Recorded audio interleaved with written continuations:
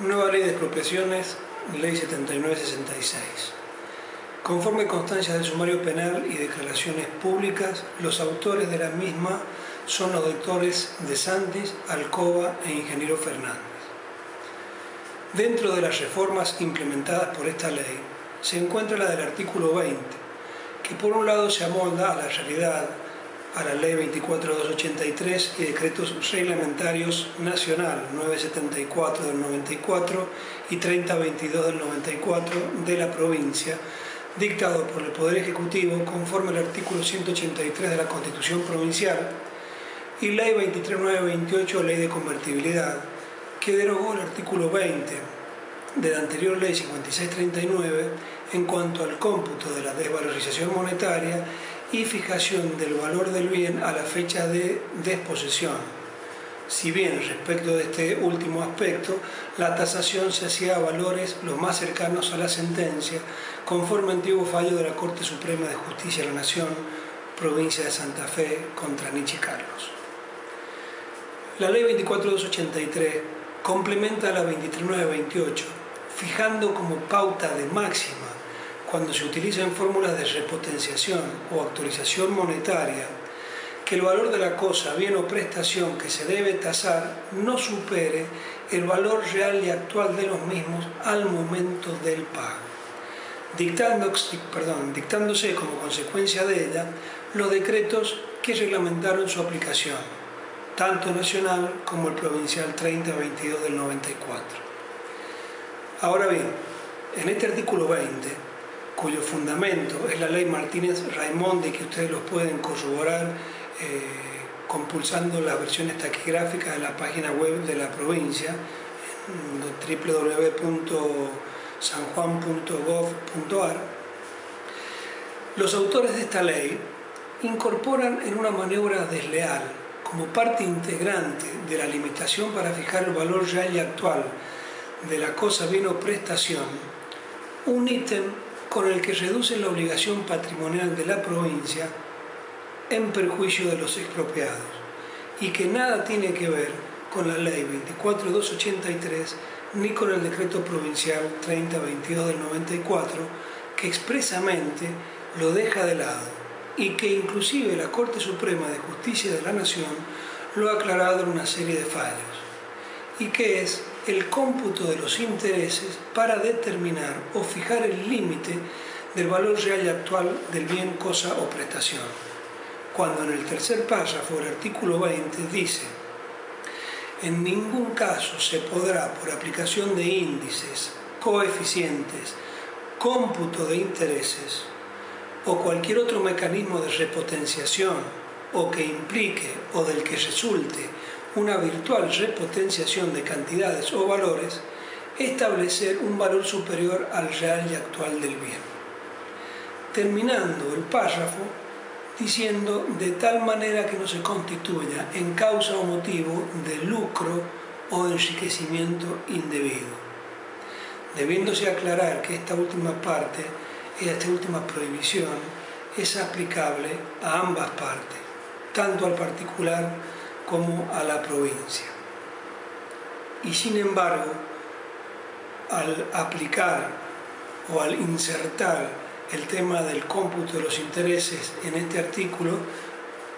la provincia se está enriqueciendo. ¿Por qué? Porque los intereses es un instituto que no tiene nada que ver con la ley Martínez-Raimonda o con la determinación del valor real y actual de la cosa, bien o prestación. Esto no solo surge de la versión taquigráfica del proyecto de ley, al basarse en la ley 24283, sino que lo tiene resuelto en igual sentido la Corte Suprema de Justicia de la Nación. Por lo tanto, la inserción realizada en el artículo 20 de la ley respecto de los intereses no se condice con la ley Martínez-Raimonda ni con la jurisprudencia del máximo Tribunal Nacional, ni con el propio decreto 3022 del 94 dictado por el Poder Ejecutivo, reglamentando la aplicación de la ley nacional, el que expresamente establece en el artículo 5 que, cuando se deban calcular intereses y otros accesorios,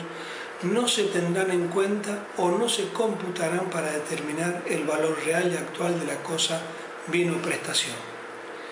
Lo que demuestra que este artículo de la ley, en lo referido a los intereses, ha sido dictado en violación al artículo 189, inciso 3 e inciso 16 de la Constitución Provincial, los que establecen que el gobernador o quien ejerce el Poder Ejecutivo, según el inciso 3, reglamenta las leyes de la Nación y los tratados internacionales aprobados por el Congreso, cuando deban ser cumplidos o aplicados en el territorio de la provincia, siempre que el Poder Ejecutivo Nacional no los haya reglamentado, que su naturaleza jurídica lo permita y que no alteren su espíritu. Y el inciso 16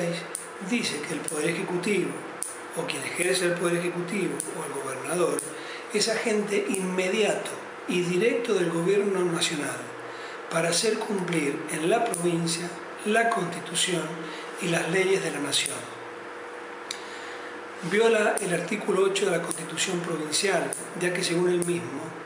se puede demandar a la provincia como persona jurídica de carácter público estatal sin privilegio alguno. Esto significa que la provincia es responsable patrimonialmente como cualquier deudor y dicha responsabilidad no puede disminuirse, menos aún por una ley dictada por ella misma y a tal efecto, encubriendo dicha finalidad mediante la incorrecta utilización y aplicación de un instituto del Código Civil y por lo tanto claramente inconstitucional. Además se violan los artículos 17 de la Constitución Nacional sobre el derecho de propiedad al disminuir su obligación patrimonial y con ello la indemnización justa en perjuicio de los expropiados. El artículo 28 de la Constitución Nacional, que establece el principio de la razonabilidad de las leyes, el artículo 31, que establece el principio de supremacía de las leyes, y el cual establece que la Constitución Nacional y las leyes de la Nación, que en su consecuencia sean dictadas por el Congreso y los tratados con las potencias extranjeras, son la ley suprema de la Nación. Y las autoridades de cada una de las provincias están obligadas a conformarse a ella, no obstante cualquier disposición en contrario que contengan las leyes o las constituciones provinciales. Viola el artículo 16 de la Constitución Nacional, que establece la igualdad ante la ley, al dictarse una ley propia consagrándose en su favor un privilegio írrito.